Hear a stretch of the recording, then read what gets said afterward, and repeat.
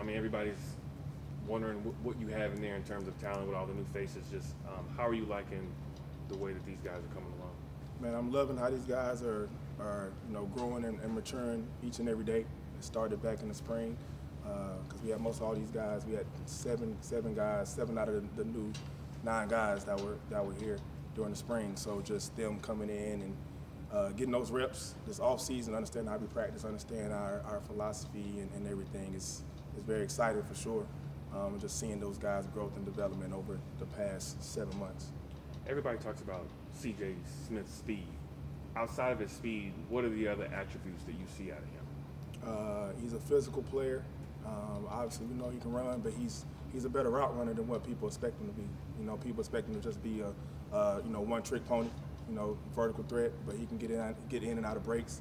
He has strong hands. He catches the ball really well, and he works. He's a hard worker. He really is. He's put on 18 pounds since he's been here.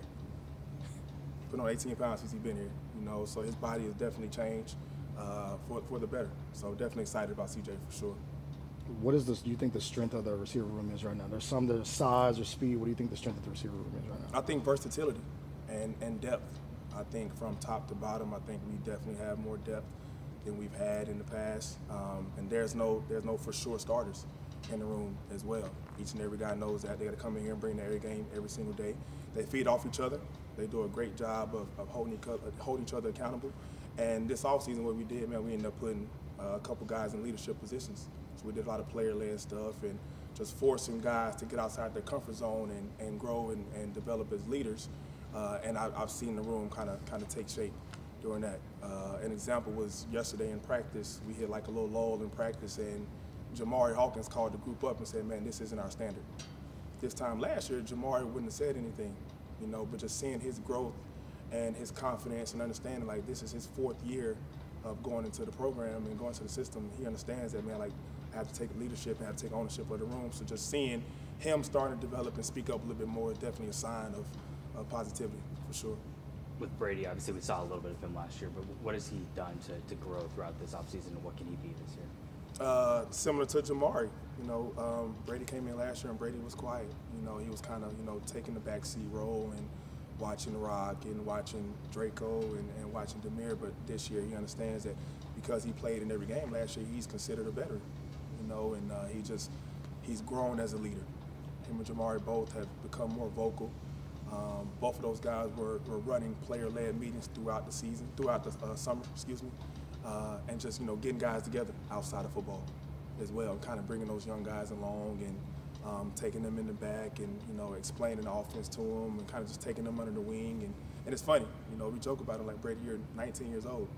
But we put that pressure and leadership on him because of the fact that he came in as a mature young man, and he's matured over his year and a half of being here. But he's definitely become more vocal this offseason. With Keondae, what have you seen from him? Obviously, he came in a lot of talent, recruiting stuff. His growth, what have you seen from him so far? His confidence is 10 times better than what it was this time last year. He came in June in the summer, so he's kind of feeling his way through.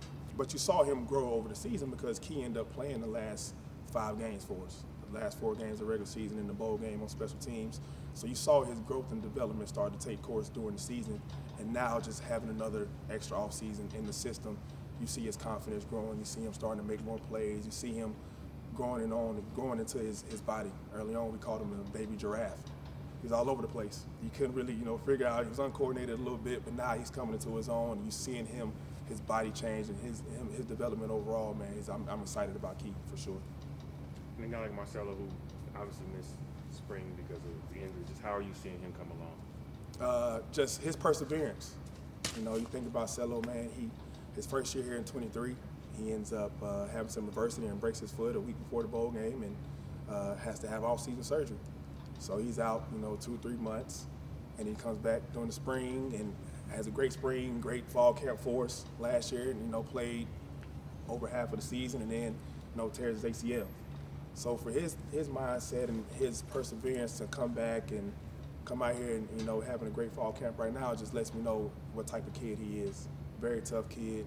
He loves the game of football, and he's making a lot of plays for us. And just having that experience in the room He's played in several games for us here at Memphis. He scored touchdowns for us here at Memphis. So just having that experience has been very vital to the room for sure. And he's also starting to speak up a little bit more. Marcelo is a more kind of go with the flow, laid back type of guy, but you can tell his confidence, and he's starting to talk a little more in practice as well when he makes a couple plays. So looking at your group from now until August 30th, what growth are you still looking to see out of your guys? Mental toughness. That's the thing, mental toughness. We got to continue to grow and develop in that aspect. Matter of fact, we just finished talking about that. I feel like sometimes, because as receivers, we know we run the entire practice. We understand that, but we want the practices to be 10 times harder than the games. So as a group, we have to continue to develop our mental toughness and fight through the adversity. When we're tired, we shouldn't be surviving in practice. We should be attacking practice and understand that mindset that we got to finish strong. We got to start fast, and we got to finish even stronger than how we started. So just from a mental toughness standpoint, we got to continue to grow and improve in that area. Coach, it's Silverfield's birthday. Did you get him any special gift or anything for his birthday to celebrate? Unfortunately, I did not. I did mention his birthday yesterday to the offensive staff, and I told my guys, the receivers, to tell him happy birthday, and they did. So, but I know how Coach is about that, man. He don't really want any recognition or attention on him, and how it is in our profession, a birthday is just another day.